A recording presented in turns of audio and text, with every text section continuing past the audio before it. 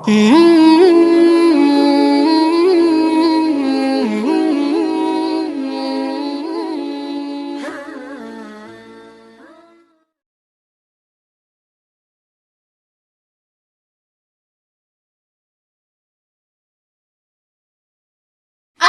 alaikum everyone. I hope your day is fabulous. And today we'll be reading stories about Musa A.S. Hi Abadi, are you ready? Yes, I am. Thank you for asking. Let's begin. You're welcome. Bismillahirrahmanirrahim. The Queen's Kindness.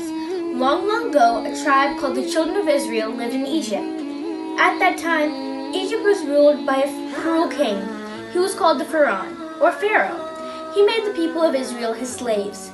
He made them do hard labors.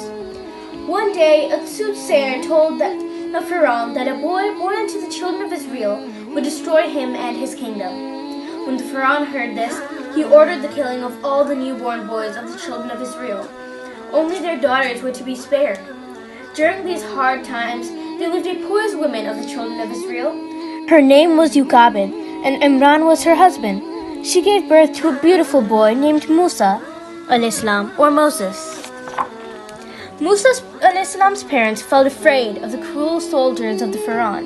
The soldiers would kill little Musa A.S. too. But something unusual happened. Allah subhanahu wa ta'ala told Yuqabid that her child was very special. He would one day become a great prophet. Allah subhanahu wa ta'ala promised her that the baby would be safe. He would also be returned to her. To save the baby Musa A.S., his mother put him in a box and floated him down the river. As the box floated down the river, Musa A.S.'s sister Maryam kept a watch on him. The box sailed along gently. It stopped at a bank near the royal palace. Now the Queen of Egypt was a good and kind-hearted woman. When she saw the helpless baby, she felt great pity for him. She decided to keep the baby in the palace. She wanted to bring him up as her own. And so the baby Musa A.S. was saved. This story teaches us that we should be kind and gentle towards others. Allah subhanahu wa ta'ala speaks to Musa A.S. The Prophet Musa A.S. was brought up with loving care by the Queen, received the best education. But because Musa A.S. accidentally killed someone, Pharaoh intended to slay him. Therefore, Musa A.S. quickly left the city and journeyed to Madian, where he met the Prophet Shuaib A.S. and married his daughter. After spending some years in the beautiful valley of Madian, Musa A.S. returned with his family to Egypt. They traveled slowly towards the Mount Sinai, passing through awesome landscapes of desert and rock. One cold winter evening, as it grew darker and a cool breeze began to blow, they seemed to have lost their way. Musa A.S. looked around and noticed a fire quite far away on the side of a mountain. He said, "Wait here, look, I see a fire in the distance. Perhaps I can find out where we are, or at least get a burning branch to warm ourselves."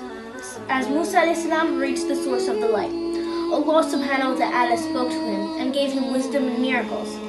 Allah subhanahu wa ta'ala told him that he had chosen him as his messenger and commanded him to go with these signs and give his message to Pharaoh, who had made himself a tyrant in the land. The cruel king drowned.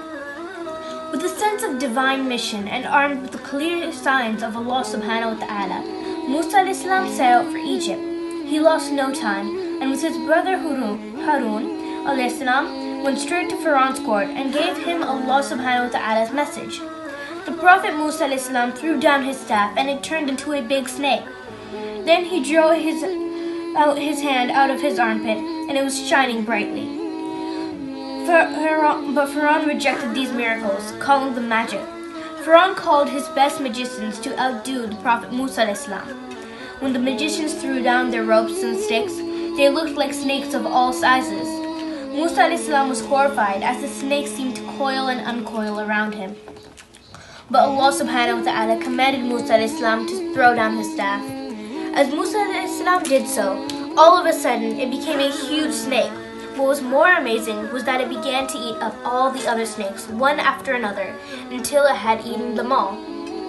Everyone was wonderstruck. The magicians fell on the ground in adoration, exclaiming, "We believe in the Lord of Musa and Harun." When the tyranny of Pharaoh became unbearable, Allah guided the Prophet Musa A.S. to move out of Egypt with the entire tribe of the children of Israel. But Pharaoh pursued the caravan. As the Prophet Musa A.S.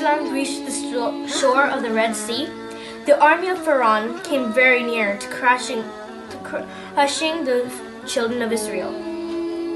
But due to a miracle of Allah subhanahu wa ta'ala, the sea split in two halves and the caravan safely reached the other side of the sea. Pharaoh and his mighty army wanted to punish the Prophet Musa A.S. and his people. They also set their feet on the special path created by Allah subhanahu wa ta'ala for the children of Israel. But as the army reached in the middle of the sea waves fell on them and everyone drowned. The Prophet Musa A.S. and the children of Israel thanked Allah subhanahu wa ta'ala for saving them from the tyrant king Pharaoh. With patience and trust in Allah subhanahu wa ta'ala, believers can overcome any hardship they face in their lives. That is the end of the story for today. Inshallah, we will continue on with the next story of Musa A.S. Thank you for listening, and may Allah forgive any mistakes I may have made while reading these stories. Ameen. So, Mommy, please like and subscribe and click the bell notification button down below so then you'll be notified whenever we post a new video. Allah Hafiz!